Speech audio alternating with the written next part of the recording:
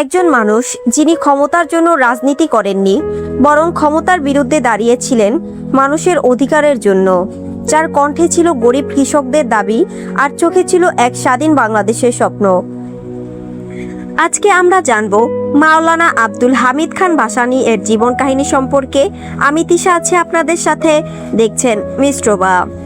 মাওলানা আব্দুল হামিদ খান ভাসানী জন্মগ্রহণ করেন 1880 সালে টাঙ্গাইল জেলার ধানসিঁড়ি অঞ্চলে। তিনি ছিলেন ধর্মীয় শিক্ষায় শিক্ষিত একজন আলেম। ছোটবেলায় তিনি ইসলামী শিক্ষা গ্রহণ করেন এবং পরে বিভিন্ন মাদ্রাসায় পড়াশোনা করেন। তার জীবনের প্রথম দিকে তিনি উপলব্ধি করেন শুধু ধর্মীয় শিক্ষা নয়, সমাজের অবিচার ও দারিদ্র্যের বিরুদ্ধে দাঁড়ানো জরুরি। তিনি প্রথমে একজন ধর্মীয় শিক্ষক হিসেবে পরিচিত ছিলেন, কিন্তু ধীরে ধীরে তিনি রাজনীতিতে যুক্ত হন। তার রাজনৈতিক চিন্তার মূল ভিত্তি ছিল গরিব কৃষক, শ্রমিক এবং সাধারণ মানুষের অধিকার রক্ষা। 1920 থেকে 30-এর দশকে তিনি ব্রিটিশ শাসনের বিরুদ্ধে আন্দোলনে যুক্ত হন। তিনি খিলাফত আন্দোলন ও অসহযোগ আন্দোলনের সঙ্গে জড়িত ছিলেন। সেই সময় তিনি জনগণকে সংগঠিত করার কাজ করেন।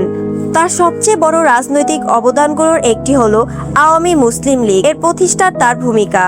পরে এই দলই আওয়ামী লীগ নামে পরিচিত হয়, যা বাংলাদেশের স্বাধীনতা আন্দোলনে বড় ভূমিকা রাখে। ভাসানী ছিলেন একজন প্রখর গণমানুষের নেতা। তিনি জমিদার প্রথার বিরুদ্ধে, কৃষকের শোষণের বিরুদ্ধে এবং শ্রমিকদের অধিকারের জন্য সবসময় কথা বলেছেন। এজন্য তাকে মজলুম জননেতা বলা হয়। তিনি ধর্মীয় পরিচয় ছিলেন একজন আলেম, কিন্তু তার রাজনীতি ছিল সম্পূর্ণভাবে মানবতার পক্ষে।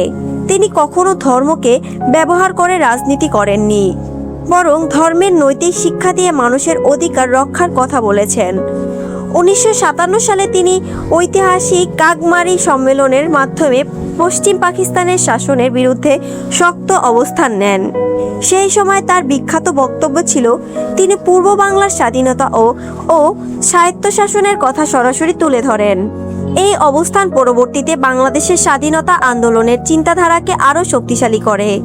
1971 সালে বাংলাদেশের মুক্তিযুদ্ধের সময় তিনি সরাসরি মাঠে নেতৃত্ব না দিয়েও রাজনৈতিকভাবে স্বাধীনতার পক্ষে অবস্থান নেন এবং প্রবাসী সরকারের প্রতি সমর্থন জানান। মাওলানা ভাসানীর ব্যক্তিগত জীবন ছিল খুবই সাধারণ। তিনি বিলাসিতা পছন্দ করতেন না। অনেক সময় তিনি সাধারণ মানুষের মতো জীবনযাপন করতেন। তার পোশাক, খাবার সবকিছুই ছিল সহজ। তিনি ছিলেন অত্যন্ত সোজাসাপটা, কঠোর এবং স্পষ্টভাষী মানুষ। তিনি কারোর সাথে অন্যায় আপোষ করতেন না। এজন্য অনেক সময় রাজনৈতিকভাবে তিনি একা হয়ে পড়েছিলেন, কিন্তু তার অবস্থান বদলাননি। ইসলামের জন্য তার অবদান ছিল মূলত নৈতিক ও সামাজিক দিক থেকে। তিনি ইসলামকে ব্যবহার করতেন মানুষের ন্যায়, ইনসাফ এবং সমতার শিক্ষা দেওয়ার জন্য। তিনি বিশ্বাস করতেন ইসলাম মানে শুধু ইবাদত নয়, বরং অন্যায়ের বিরুদ্ধে দাঁড়ানো। তার জীবনের আরেকটি বড় বৈশিষ্ট্য ছিল, তিনি ছিলেন আন্তর্জাতিকভাবে চিন্তাশীল নেতা।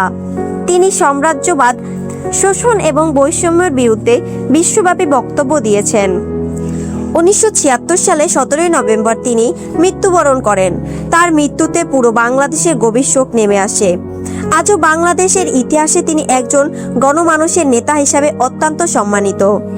সব মিলিয়ে বলা যায়, মাওলানা ভাসানী ছিলেন এমন একজন নেতা যিনি রাজনীতি করেছিলেন ক্ষমতার জন্য নয়, করেছিলেন মানুষের জন্য।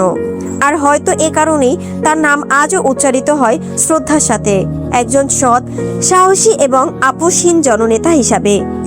এরকম আরও রোমাঞ্চকর ভিডিও দেখতে মিস্ট্রোবার সাথেই থাকুন।